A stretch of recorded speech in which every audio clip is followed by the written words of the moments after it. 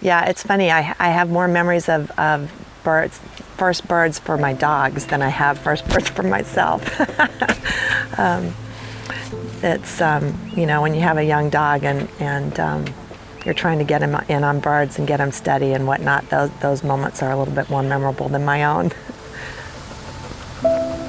I think it was pretty instant when I came up here and started learning about the mission of Ruffed Grouse Society and preserving habitat and learned the way forestry management really works and benefits, you know, all the woods. It's not just for hunters, and I guess I wouldn't have said it before, but I probably was a tree hugger before. I was probably, you know, a little bit worried about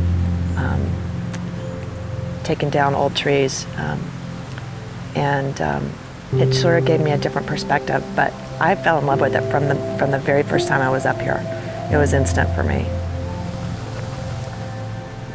But there's just a connection. It has zero to do with how many birds you find. It's just putting the whole piece together, the puzzle together of what the weather is doing and what your dog is doing and where the wind is and the cover you're in and who you're with and how they shoot. And you know, I like to try and get people. My son just started shooting, and I like to be able to explain a little bit of why I'm doing what I do.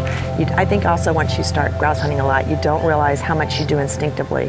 You don't realize that you're instinctively walking a certain way towards your dog or with the wind or against the wind. And so for me now, trying to explain it to my son, I don't even think that there's anything to it. So I don't know. It's all of it. It's the getting together with friends and coming back and telling stories, and now it's remember when we did this and remember when we did that, and it's there's just so much to it, many layers.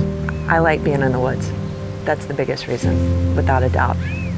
It really doesn't have anything. I mean, yes, I like the birds, but I like walking in the woods. I'd rather do that than anything.